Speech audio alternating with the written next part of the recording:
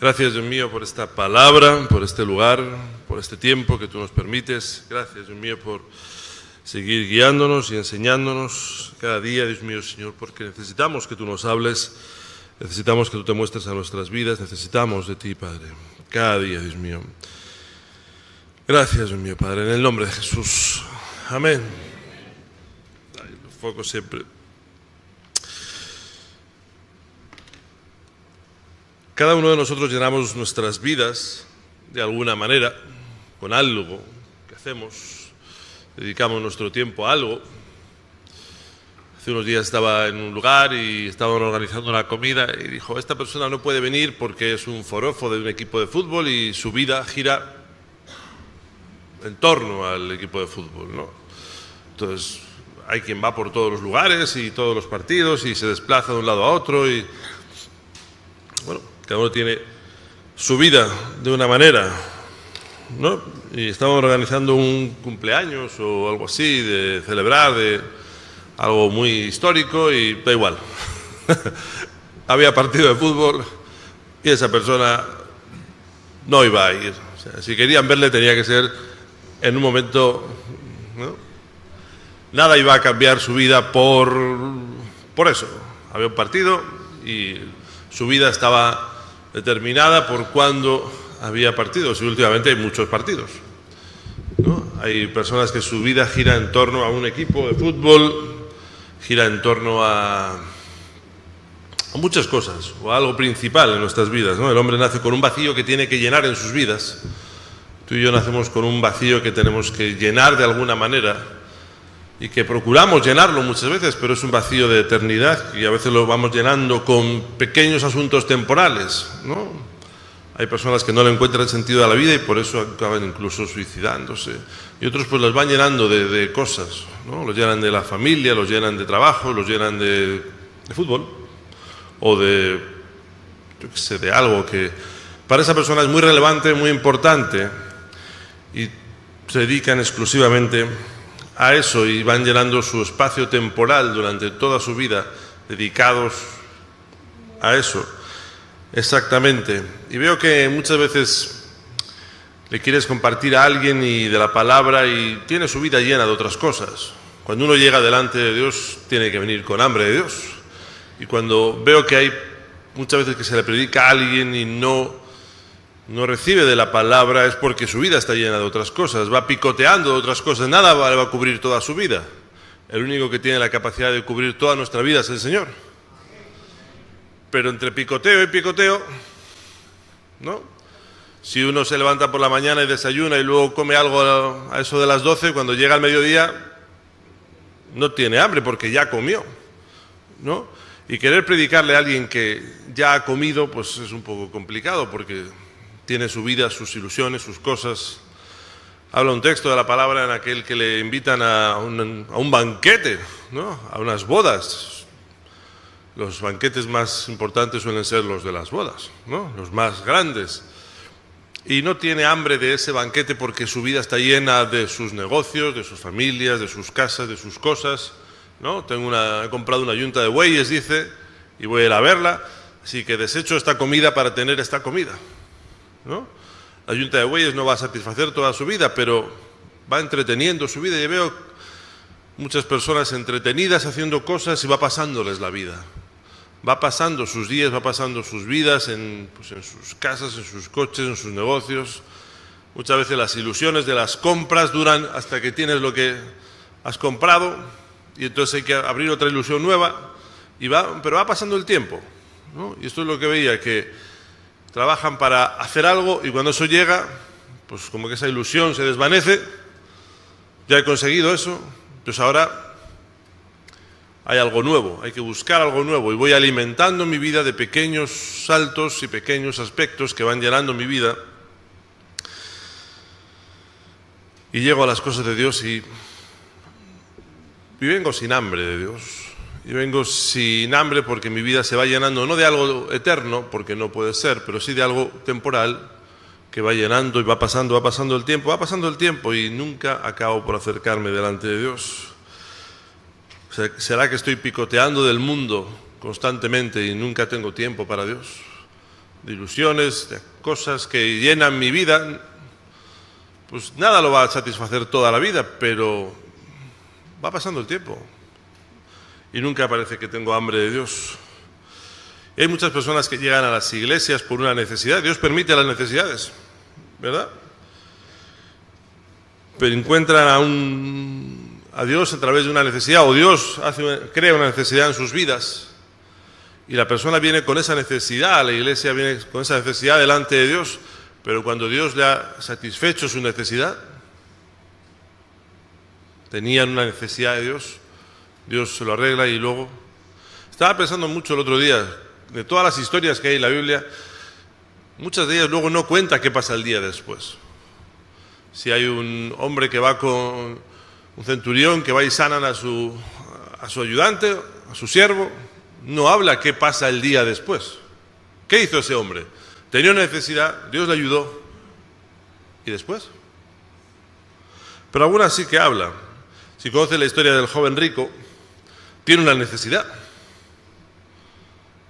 Va delante de Dios, Jesús le responde, le satisface su necesidad, tiene hambre de conocer, pero aquello no le da lo que él esperaba. Y entonces el hombre se va, triste, porque no se hizo, no respondieron lo que él esperaba. Cuando Dios llega a nuestras vidas tenemos una necesidad delante de Dios y a veces pensamos que eso es el todo, Dios me satisface la necesidad y yo me puedo seguir adelante con mi vida, no entendiendo que Dios utiliza la necesidad para que le conozcamos.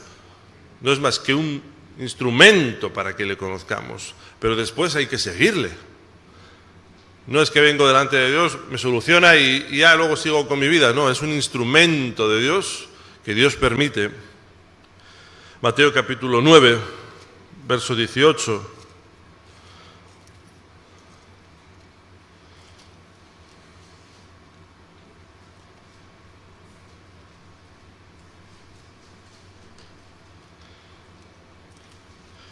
Mientras él decía estas cosas, vino un hombre principal y se postró ante él, diciendo: mi hija acaba de morir, mas ven y pon tu mano sobre ella y vivirá.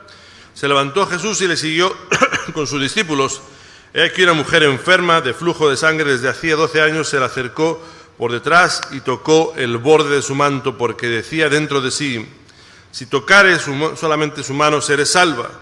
Pero Jesús, volviéndose y mirándola, dijo: ten ánimo, hija mía, tu fe te ha salvado. Venía con una enfermedad, como muchas situaciones vienen a las iglesias por alguien que tiene una enfermedad. Y una vez sanada la enfermedad, desaparece la necesidad de Dios y yo quiero seguir con mi vida. La necesidad no era lo que Dios quería usar para simplemente que un día fuese sano, sino para que fuese salvo.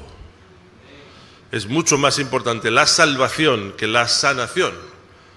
Dios puede darte las dos cosas, pero hay quien solo quiere la sanación. Se acerca Jesús a un ciego y le dice: ¿qué quieres que te haga? Y puede parecer evidente, ¿no? Si está ciego. ¿Cuántas veces se acerca uno delante de alguien y le dice: ¿por qué quieres que oremos? Y tiene una necesidad. Lo más importante en nuestra vida no es dejar de ser un ciego, sino de encontrar la salvación. Pero aún así, muchas veces el que está ciego ni siquiera pide por su ceguera, pide por otra cosa. El verso le dice: ten ánimo, hija, tu fe te ha salvado. Además de sanación, has encontrado lo más importante, que es la salvación. Al entrar a Jesús en la casa del principal, viendo a los que le tocaban las flautas y la gente que hacía alboroto, les dijo: apartaos, porque la niña no está muerta, sino duerme. Y se burlaban de él, pero cuando la gente había sido echado fuera, entró y tomó de la mano de la niña, se levantó, y se difundió la fama de todo esto, por toda aquella tierra. Y después de haber encontrado a Dios, Dios arregla mi vida, me enseña, me guía, y después he perdido el hambre de Dios. ¿Dios es un médico que sana solamente? No, Dios es un Dios que salva, que es lo más importante. Me gustaría verte como alguien lo hizo en Marcos capítulo 5. Habla la historia, que vinieron al otro lado del mar, a la región de los Gadarenos, y cuando salió de él la barca, enseguida vino a su encuentro de los sepulcros un hombre con un espíritu inmundo, que tenía su morada en los sepulcros y nadie podía atarle ni aun con cadenas, porque muchas veces había sido atado con grillos y cadenas, mas las cadenas habían sido hechas pedazos por él y desmenuzados los grillos y nadie le podía dominar, y siempre de día y de noche andaba dando voces en los montes, en los sepulcros e hiriéndose con piedras. Cuando vio pues a Jesús de lejos, corrió y se arrodilló ante él. Cuando vemos la necesidad, corremos delante de Dios, pero una vez que Dios me ha resuelto la necesidad,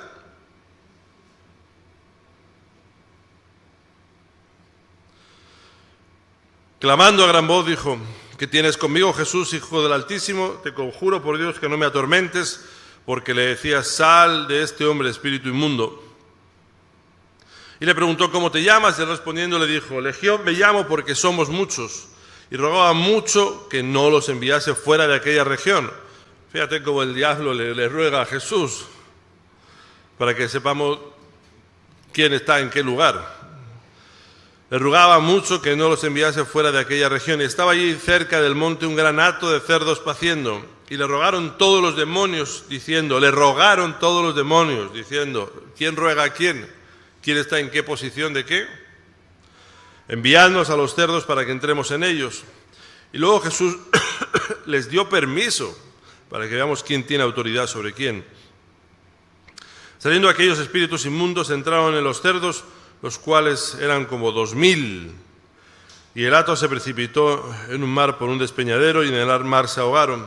Y los que apacentaban los cerdos huyeron y dieron aviso en la ciudad y en los campos, salieron a ver qué era aquello que había sucedido, y vienen a Jesús y ven al que había sido atormentado del demonio y que había tenido la legión sentado y vestido en su juicio cabal, y tuvieron miedo. Y les contaron los que lo habían visto cómo lo habían acontecido al que había tenido demonios y lo de los cerdos. Y comenzaron a rogarle que se fuera de sus contornos. Al entrar en la barca, el que había estado endemoniado le rogaba que se quedase, que le dejase estar con él. Muchas veces la historia acaba, antes de este versículo 18, acaba en que alguien es sanado y Dios me bendice y después, Dios me habla y después, Dios me soluciona y después. Creo que Dios simplemente trajo una enfermedad por traerla para glorificarse en la sanación. Dios quiere darme salvación. La sanación solo es un medio para llegar a Dios. Las situaciones solo son un medio, pero yo tengo que seguir teniendo ese hambre de Dios. Lo que me trajo a Dios no fue una enfermedad solamente, sino la búsqueda de Él. Y veo como cuántas veces se predica, pero no hay respuesta porque alguien no tiene hambre de Dios. O porque tiene una necesidad puntual y está dispuesto a escuchar, pero se acaba la necesidad y después. Al entrar en la barca, ya había sido sanado, ya había sido liberado. Podía irse a su casa, seguir con su vida, ¿no? Podía haber seguido, sin más. Muchos otros siguieron. Jesús sanó a muchos. Solo de unos pocos habla de que después de eso le siguieron a Él. Al entrar en la barca, el que había estado endemoniado le rogaba que le dejase de estar con él. No se conformó con haber sido sanado de una enfermedad o de una situación o de unos demonios. Él entendió que eso era el medio para llegar a Jesús, pero que después de eso no acababa ahí, sino que había mucho más. Él quería servir a Jesús. ¿Cuántos quieren servirse de Jesús? ¿Y cuántos quieren servir a Jesús? ¿Qué diferencia? ¿Verdad? Una vez que alguien ya ha resuelto la situación, ¿qué capacidad de olvido tiene el hombre, verdad? Hace unos años una mujer que es muy cercana a nosotros enfermó su marido y después de muchos años de conocernos siempre ha estado como reticente, ¿no?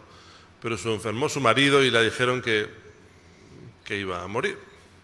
Entonces pidió oración, entonces clamó. Entonces se acercó, entonces, y tuvo que Dios llevarle hasta ese extremo. Pero mira, Dios no sanó. Dios no sanó. Enfermó el hombre y murió al cabo del tiempo. Después de su muerte, nunca más volvió a pedir nada. No entendió que la situación no era solamente para muerte, sino, como dice un verso, para vida eterna, para que haya una vida eterna en alguien. Vemos las situaciones y olvidamos que Dios las trae, no para que seamos resueltos en esa situación, sino para que nos acerquemos a Él. Y cuando no nos acercamos a Él, vendrá otra cosa después, que será peor.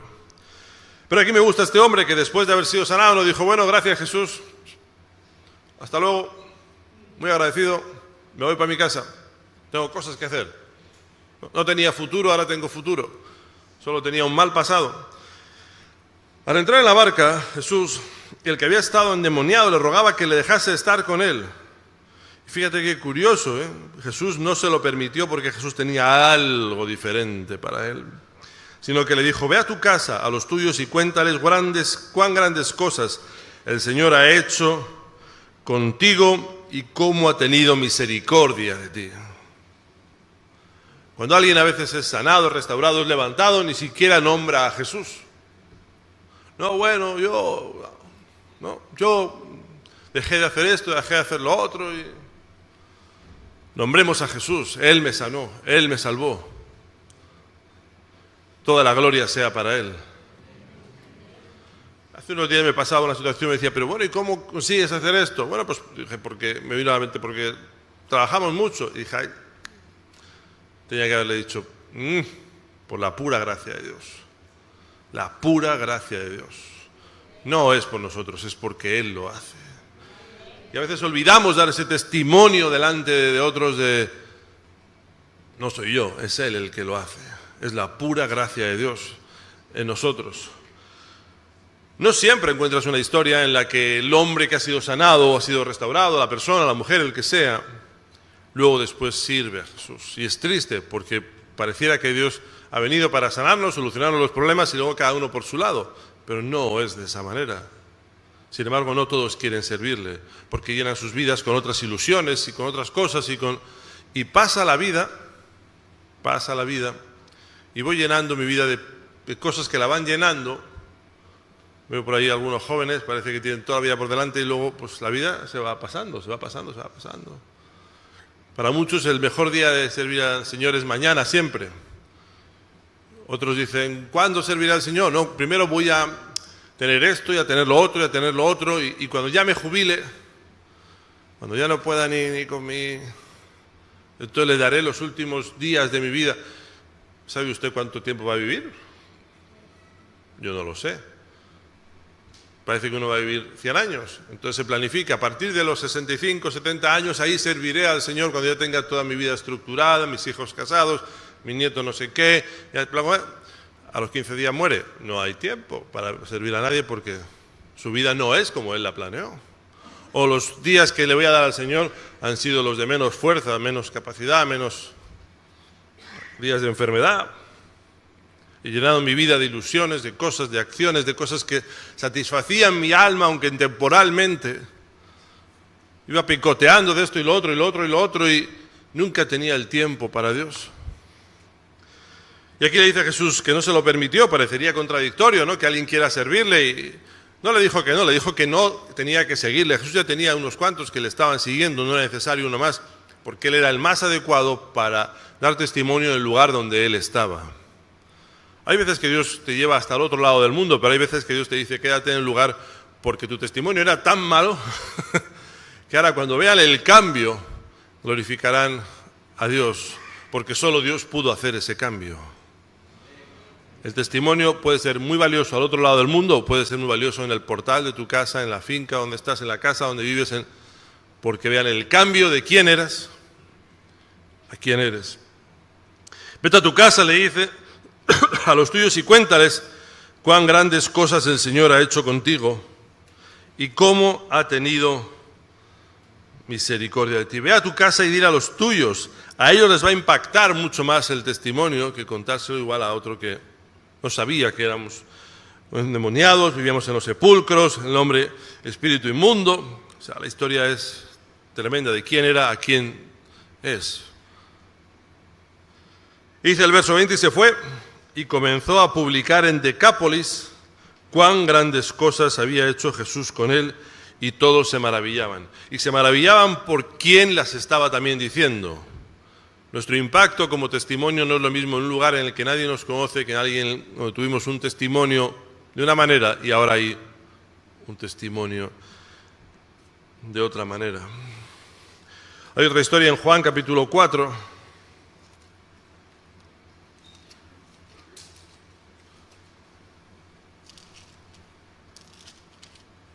Donde habla de Jesús y la mujer samaritana, y supongo que la conocen. Jesús salió de Judea, Juan capítulo 4, verso 3, se fue a Galilea, le era necesario pasar por Samaria. Le era necesario, dice el verso, es curioso, le era necesario, pero le era necesario seguramente para hacer la voluntad de Dios. No sé si era el camino más adecuado, pero era el camino que Dios tenía para él. Vino pues a una ciudad de Samaria llamada Sícar, junto a la heredad de Jacob, que Jacob dio a su hijo José. Estaba ahí en el pozo, entonces le dice a la mujer, dame de beber. Sus discípulos habían ido a la ciudad a comprar los alimentos. La mujer samaritana le dijo, ¿cómo tú siendo judío me pides a mí de beber? Que yo soy mujer samaritana, porque los judíos y los samaritanos no tratan entre sí. Respondiendo, Jesús le dijo, si conocieras el don de Dios y quién es el que te dice, dame de beber, tú le pedirías y él te daría agua viva. Entonces la mujer le dijo, Señor, no tienes con qué sacarle al pozo, ¿cómo vas a tener agua viva? ¿Acaso eres tú mayor que nuestro padre Jacob, que nos dio este pozo del cual bebieron él y sus hijos sus ganados? Respondiendo Jesús le dijo, cualquiera que bebiere de este agua no volverá a tener sed, mas el que bebiere del agua que yo le daré no tendrá sed jamás, sino que el agua que yo le daré será de él una fuente que salte para vida eterna. La mujer le dijo, Señor, dame de ese agua para que no tenga yo sed ni venga aquí a sacarla. Entonces Jesús la probó y le dijo, llama a tu marido y que venga acá. Y la mujer le dijo, yo no tengo marido. Y Dios le dijo, bien has dicho, porque no tienes marido, 5 maridos has tenido, y el que ahora tienes no es tu marido. Esto has dicho con verdad. La mujer le dijo, Señor, me parece que tú eres profeta. Nuestros padres adoraron en este monte y vosotros decís que en Jerusalén es el lugar donde se debe adorar. Y Jesús le dijo, mujer, créeme que la hora viene cuando ni en este monte ni en Jerusalén adoraréis al Padre. Vosotros adoráis lo que no sabéis, nosotros adoramos lo que sabemos, porque la salvación viene de los judíos. Pues la hora viene y ahora es cuando los verdaderos adoradores adorarán al Padre en espíritu y en verdad, porque también en el Padre tales adoradores buscan. Dios es espíritu y los que le adoran en espíritu y en verdad es necesario que le adoren. Le dijo, sé que ha de venir el Mesías, llamado el Cristo, cuando Él venga nos declarará las cosas, y Él dijo, yo soy el que habla contigo. En esto vinieron los discípulos, se maravillaron de que hablaba con una mujer, sin embargo ninguno dijo, ¿qué preguntas o qué hablas con ella? Entonces la mujer dejó su cántaro, fue a la ciudad y dijo a los hombres, venid, ved un hombre que me ha dicho todo lo que he hecho, ¿no será este el Cristo? Entonces salió de la ciudad y vinieron a Él. Entre tanto los discípulos le rogaban diciendo, Rabí, come. Y él dijo, yo tengo una comida que de comer que vosotros no sabéis. Los discípulos le decían unos a otros, ¿le habrá traído alguien de comer? Mi comida es que haga la voluntad del que envió y acabe su obra. Y dice el verso 39, muchos de los samaritanos de aquella ciudad creyeron en él por la palabra de la mujer. Después de haber tenido su encuentro con Jesús, esa mujer sirvió a Jesús. No solo resolvió su situación, su necesidad de conocer. Y veo como muchas veces la iglesia se vuelve muy individualista. Yo con mi necesidad y resuelvo mi necesidad, pero no llevo el evangelio a otros, no hablo a otros, no enseño a otros, no. Hay un verso que dice que tuve hambre y me disteis de comer. ¿Y cuándo lo hicimos? Cuando a uno de mis pequeños se lo hiciste, y siempre lo llevamos al hambre físico, al pan que se come con la boca, pero también puede ser aquel hambre que tiene otro y nosotros somos el instrumento, si dejamos de ser tan individualistas de yo con Dios y Dios conmigo, porque el verso dice que amarás a Dios y amarás al prójimo, y una de las maneras de amar al prójimo es darle de comer del pan de vida que es Jesús. Si yo me vuelvo tan individualista, ¿dónde está mi servicio a Jesús? Aquí dice el verso que muchos de los samaritanos de aquella ciudad creyeron en él, Jesús, por la palabra de una mujer que daba testimonio diciendo, me dijo todo lo que he hecho. Hay tantos ejemplos de que la historia acaba con la sanidad de alguien, con la restauración de alguien, con la situación de alguien, y ahí. Pero no es eso lo que Dios quiere, sino que seamos el instrumento para llevar a otros. seamos los que llevan la palabra a otros. Dice la palabra que muchos se convirtieron en Decápolis, no por Jesús solamente, sino porque otro fue hablando del testimonio de lo que Dios había hecho en su vida. Se multiplica las voces cuando no solamente hay uno que tiene que hacerlo todo, y esto pasa muchas veces en la iglesia. Todos tienen que ir al pastor. Usted puede ser un evangelista también, puede llevar la palabra a otros si dejamos de ser tan individualistas, tan yo, para mí, mi terreno y mi sitio, yo mi sanidad, yo mi restauración y sigo con mi vida. Muchos de los samaritanos de aquella ciudad creyeron en Jesús por la palabra de la mujer que daba testimonio diciendo: me dijo todo lo que he hecho. Entonces vinieron los samaritanos, que eran enemigos de los judíos, a él y le rogaron que se quedase allí unos días, y se quedó allí 2 días. Después de que Dios me restaura, Dios me ayuda, Dios me levanta, ¿qué hago yo? ¿Hasta ahí llegó? ¿Sigo comiendo de las cosas de este mundo, o ahora que he probado a Dios voy a empezar a dejar las cosas de ese mundo y a llenar mi vida, a tener hambre y sed, dice el verso, hambre y sed de justicia, hambre y sed de Dios? Qué difícil es dar de comer a alguien que ya ha comido, ¿no? Cuando uno ya ha comido, o cuando uno llena su vida de una comida, es difícil que alguien tenga hambre cuando tiene su vida llena de sus situaciones, de sus cosas.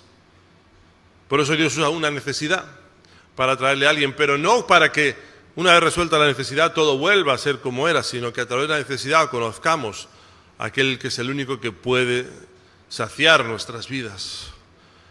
El que tiene hambre, venga a mí; el que tenga sed, y yo le daré agua de, como dice aquí, cualquiera que bebiere de este agua volverá a tener sed, mas el que bebiere del agua que yo le daré no tendrá sed jamás. Si tienes hambre y sed de justicia, bienaventurados los que tienen hambre y sed de justicia, porque ellos serán saciados. Y para no solamente que seamos saciados para nosotros, sino para llevar eso a otros. La palabra no debe quedarse solo en nosotros como si fuéramos el fin de la cadena, sino ser un eslabón que lleva a otros.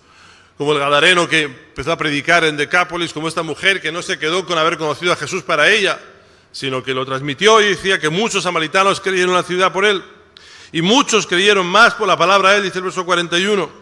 Y decían a la mujer: ya no creemos solamente por tu dicho, porque nosotros mismos hemos oído y sabemos que verdaderamente este es el Salvador del mundo, el Cristo. De una mujer, de un hombre, predicó a muchos, porque no se quedó solamente en él, sino que lo llevó a otros. No entendió a Jesús y a Dios, como muchas veces se ve, como una necesidad puntual, y cuando acaba la necesidad es el instrumento para llegar a Dios, pero no es el fin. El fin es la salvación, y el fin es llevar la palabra a otros. El fin no es solamente comer yo para mí, sino dar de comer a otros. ¿Tuvisteis hambre y me disteis de comer? Cuando a uno de los pequeños se lo hicisteis. Yo te invito en esta mañana a que puedas cerrar tus ojos y puedas ver lo que Dios te quiere hablar en esta mañana.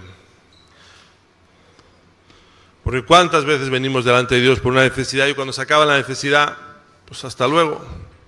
Dios quiere usarte para más.